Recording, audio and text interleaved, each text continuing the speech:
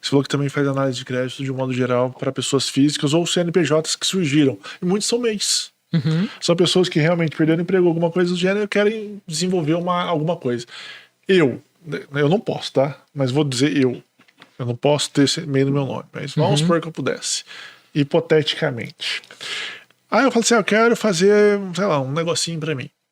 Eu consigo abrir um CNPJ e pegar dinheiro emprestado já em seguida? Ou precisa de uma maturação de tempo de CNPJ aberto? Isso vai também muito da estratégia da instituição financeira, né? Então, se a instituição financeira disser, abriu o CNPJ na semana passada e quiser tomar crédito agora, ok. Mas aí parte aquela questão da análise de crédito. Vai ter alguma garantia vinculada com essa operação?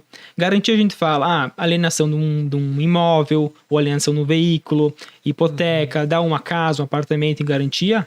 Então, se esse imóvel, esse bem, ele tem um valor que corresponde a 120%, 130% do valor que está sendo tomado, não tem tanta insegurança em estar emprestando.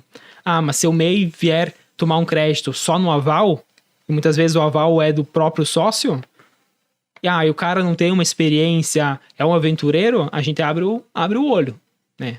Porque a probabilidade de dar um problema ela é muito maior. Porque às vezes é só uma pessoa com boa vontade.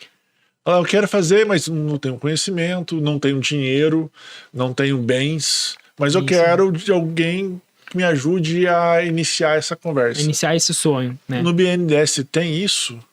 Por exemplo, essa linha de crédito que tem para o agro, parece quem está começando um negócio na pessoa física, sim. O BNDES ele tem linhas específicas para o público agro e para o público PJ também.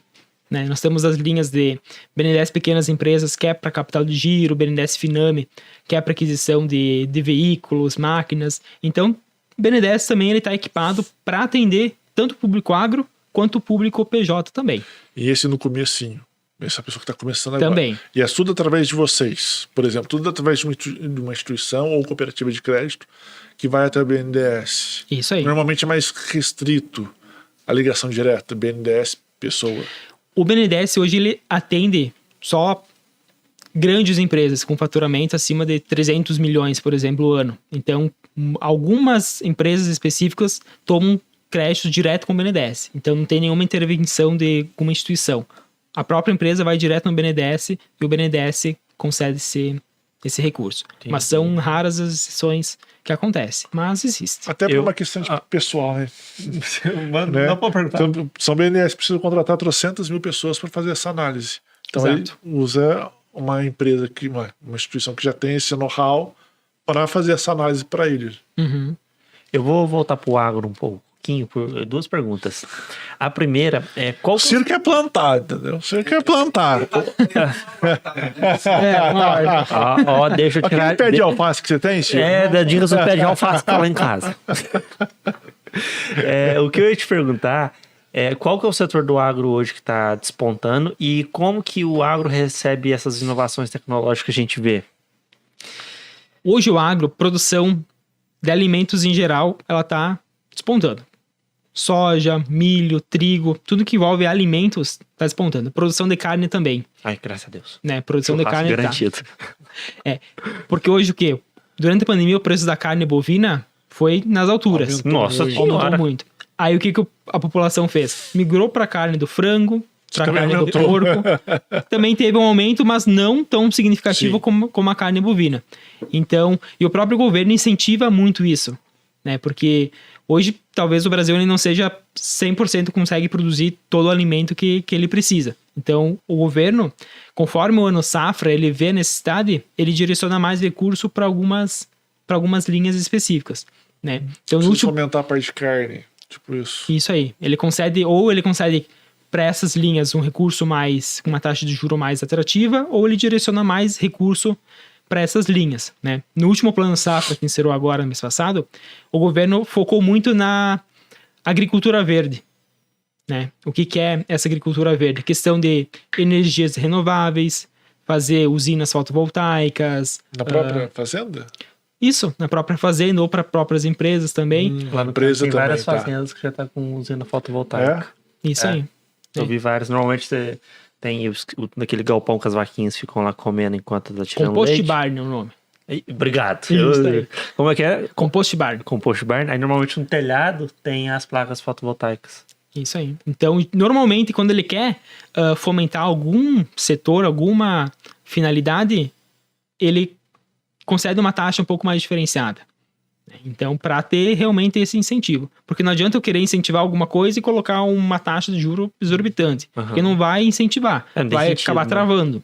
Sim. Eu fico imaginando aquele setor que está precisando de dinheiro e que ou de uma taxa mais ou de mais robustez na quantidade de recursos aportados e não é o setor contemplado, digamos assim, pelo governo.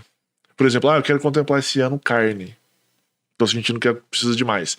Mas eu tô na parte de milho e também não tá bom. O governo precisava dar uma olhada. Pra mim, ele olha só pra carne. Pra mim, ele olha mais ou menos. O agricultor fala assim, putz. Como mapear o setor que tá precisando mais? Por exemplo, a gente sabe, vamos supor que o setor de carne talvez precise de um empurrão maior, de repente o soja. Eu acredito que é mais na questão da estratégia do governo. Se o governo pretende, daqui a alguns meses, aumentar as exportações das carnes. Então ele vai, indiretamente, ele vai beneficiar mais o setor de carne, porque ele projeta lá na frente aumentar mais as exportações, né? Se ele vê que o setor de milho, soja, grãos no Brasil foi muito afetado por alguma condição climática ou teve um aumento muito grave nos preços, ele vai acabar direcionando para não fazer com que as pessoas deixem de produzir aquele grão e migrem para alguma outra atividade. Léo, isso vocês ficam pensando, vendo na cooperativa também, por exemplo, vocês acabam analisando milho. Aí vocês emprestam para agricultores que plantam milho. E tem um problema lá no milho que não vai ter a quantidade de colheita que deveria ter. No cooperativismo, na cooperativa, vocês falam assim, deu uma zebra pra nós aqui. Tipo, não vai ter tanto milho quanto deveria. A gente talvez vai ter uma inadimplência maior. Vamos já conversar com a galera lá para tentar fazer um refinanciamento, diminuir juros. Vocês já tentam antecipar o problema, digamos assim? Isso a gente vê muito na análise de crédito. Tem um produtor lá que ele só produz milho. A única renda dele do ano inteiro é só milho. Se der alguma intempérie climática e acaba com a lavoura de milho, ele não vai ter nenhuma outra fonte de renda para estar suprindo financiamento, investimento, custeio que ele tomou. Então, na parte da concessão de crédito, a gente analisa isso. Mas é um associado que planta milho, planta soja, tem as vacas de leite lá, planta café também.